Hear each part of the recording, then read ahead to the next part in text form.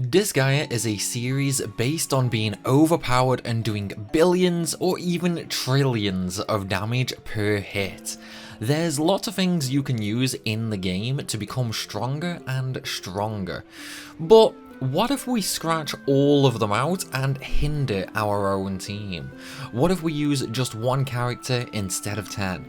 And what if we use the weakest of them all? A single Prinny. Let alone doing trillions of damage, will we even be able to complete the game? I'm Primalliquid, and let's see if we can complete Disgaea 5 using only a Prinny. So to begin with, let's take a look at our Prinny now. Firstly, it's obviously a monster class, which means it's limited in only being allowed to use monster weapons, instead of all the other types like staffs, swords and bows. At the very least, it thankfully has an A rank for weapons, but we only have a C rank for armor, and because it's a monster, it also can't pick anything up and throw, meaning geopuzzles are going to be difficult. Not only that, but when a Prinny is thrown, it explodes and dies regardless of its health and defense, which means the wrestler style enemies later in the game are going to be very evil, since they just love to grab you and throw you all around. Now, let's get into the rules, shall we? Number 1, I can only use and summon one Prinny in a stage. Number 2, if at any point my Prinny dies, it's considered a loss and the challenge fails, requiring me to restart the entire run from scratch. Number 3, squads are not allowed since that would require other units to be placed in them. Number 4, I can use any and all subclasses on the Prinny. Number 5, reincarnation is allowed. Number 6, I cannot upgrade my Prinny to a higher tier unit, such as Prinny Guard, only the base Prinny can be used. And number 7, DLC cannot be used. And of course, because it's a Prinny only run, we do have to work in rule number 8. I must work the word dude into as many sentences as possible. With that said, let's start the challenge, dude. Before that though, I just want to say these videos take an awfully long time to make, so if I could ask you guys to hit that like button and leave a comment down below, since it helps so much with YouTube's horrible algorithm. With that out of the way though, let's move on. Like my other challenges, I'll be writing this script as I go, so currently I have no idea what's going to happen either. So let's start. Collect all the chests in the homeworld and then go to the equipment shop. We're going to buy a sharp bone weapon and 2 pot lids for armor. The joys of using a Prinny is they are absolutely terrible, so gear is going to be very important. Now let's start the first stage, and we're already off to a horrible start. This is the tutorial. A fight which is by any means nearly impossible to lose, and we actually nearly do. I go down to just 6 health, forcing me to heal right off of the bat. So I go ahead and buy some more mint gums, realizing just how many I'm going to end up going through. Then we end up on the second stage, a nightmare, because the enemy boss here is a wrestler, meaning he has the ability to pick up and throw our Prinny, which, if you remember when I explained, the Prinny features, this causes them to explode. Thankfully, it doesn't happen and we get through without even needing to heal. It's also here we unlock the quest shop. I pick up the quests for the new classes because even though I can't use them, I can use them as subclasses to learn some abilities later with.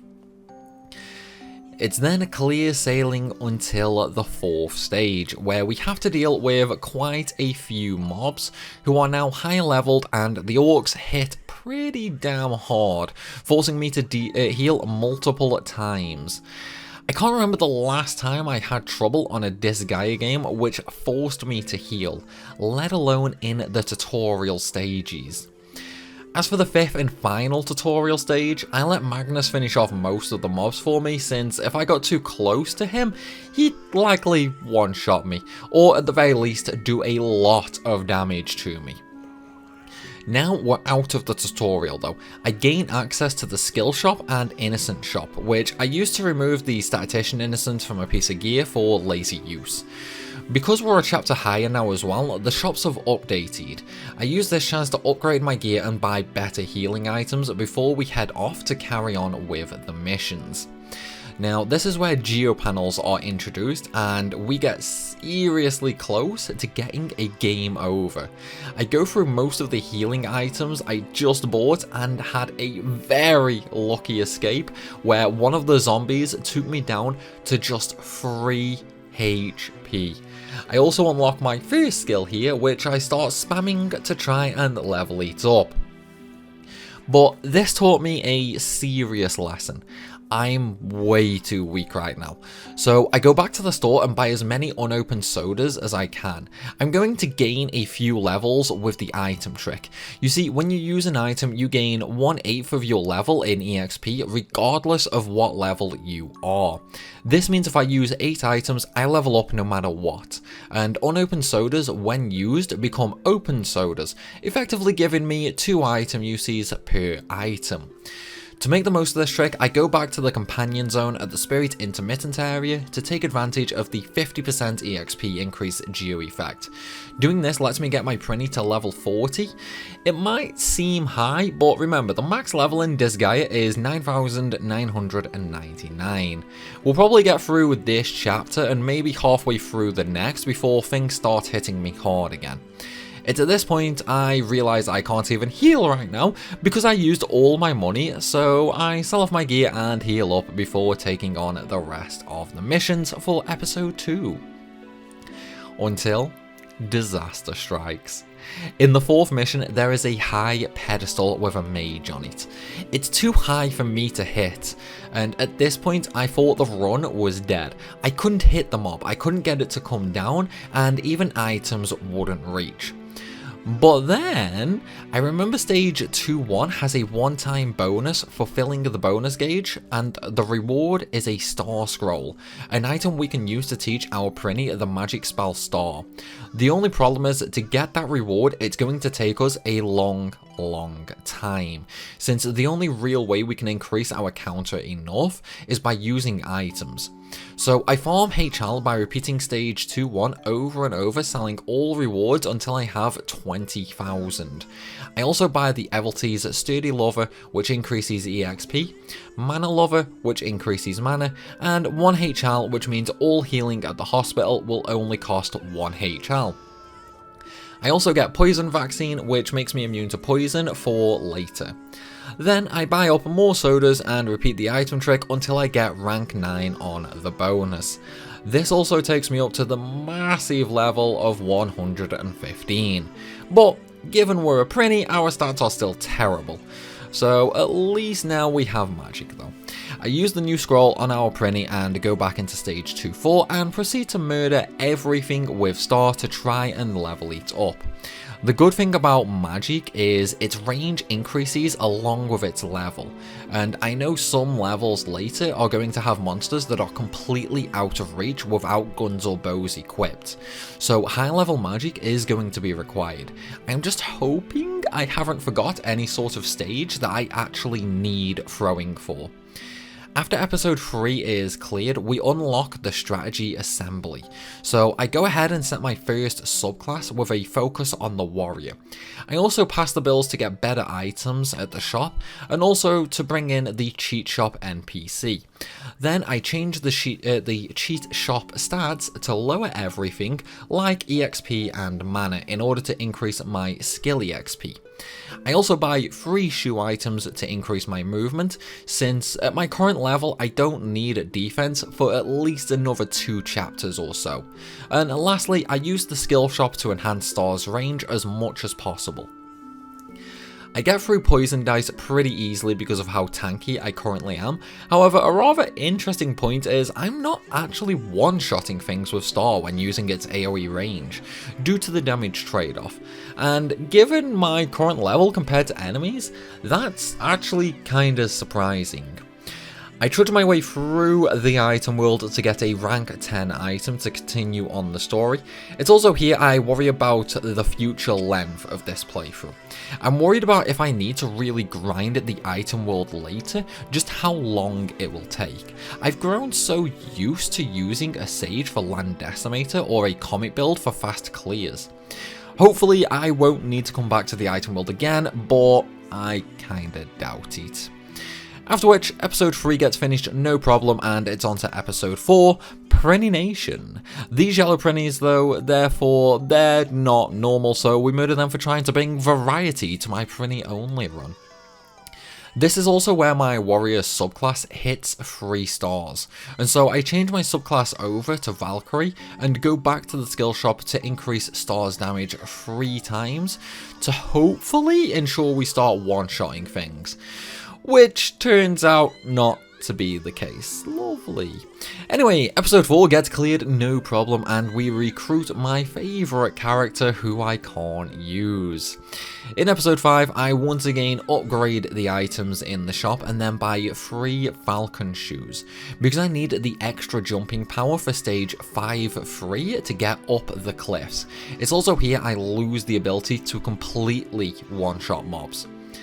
In episode 6, we finally have access to the Chara world, and once again I upgrade the shops, and this time I upgrade my weapon to the magic type monster weapon. Then I run through the Chara world boosting my jumping power.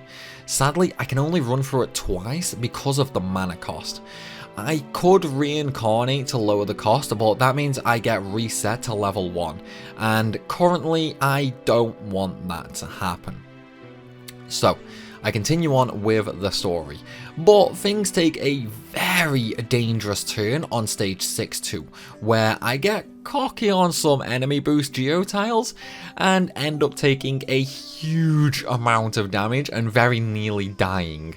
After using pretty much all my healing items though, I managed to survive just about to clear out the stage. At this point I know I'm in trouble and I have 2 options. I can level some equipment up in the item world, or I can level myself up. I'm going to choose the later because it's faster. So, I go to the cheat shop and boost EXP to its maximum, then I save the game at the strategy assembly and keep trying to pass the triple EXP bill. If I fail, I simply reload my save to give me back my mana and try again.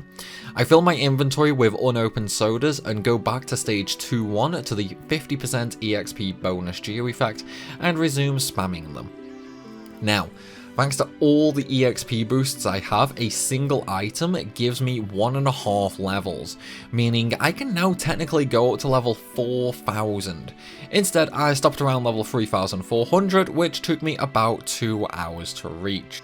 With our newfound stats, straight off the bat, I'm not worried about being strong enough anymore. I know these numbers are enough. Now, the only question is if there's any stages I can't beat without doing a geopuzzle or throwing.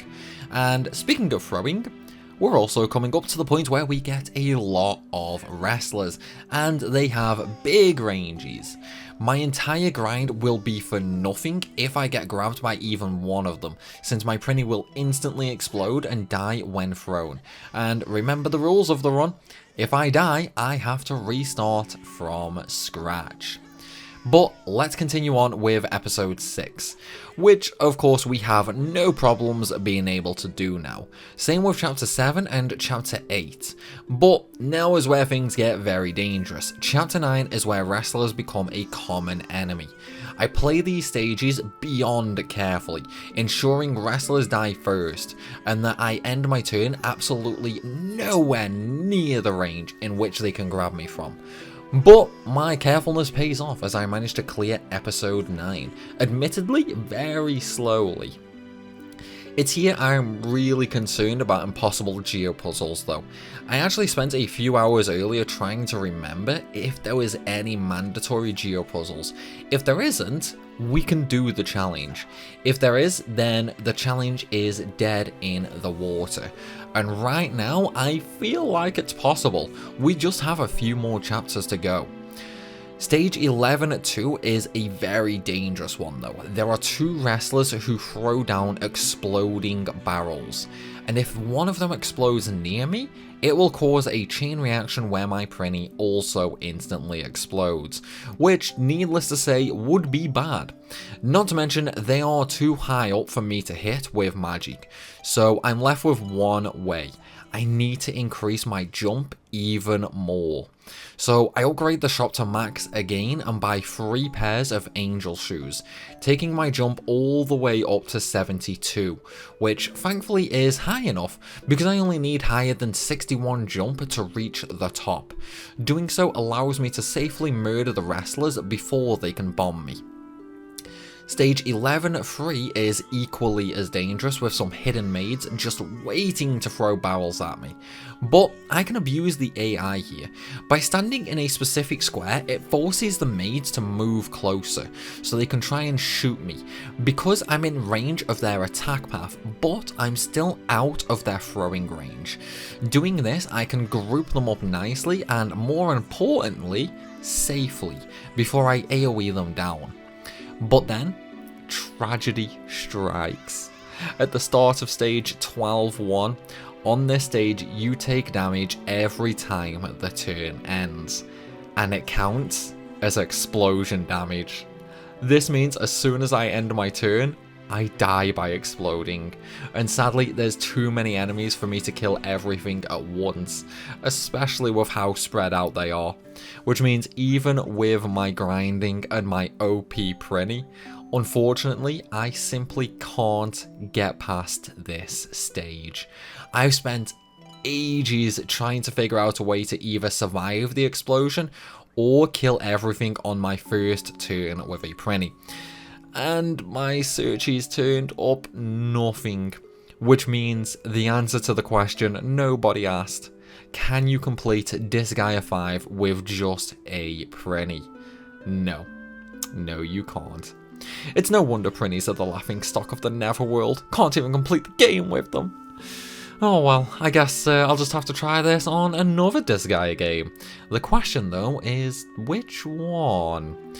But though everybody, that's going to be the end of this video. I hope you guys enjoyed it, and if you did, then be sure to hit that like button and leave a comment down below, letting me know if this outcome surprised you, and also what Disgaea I should try a Prinny only challenge on next.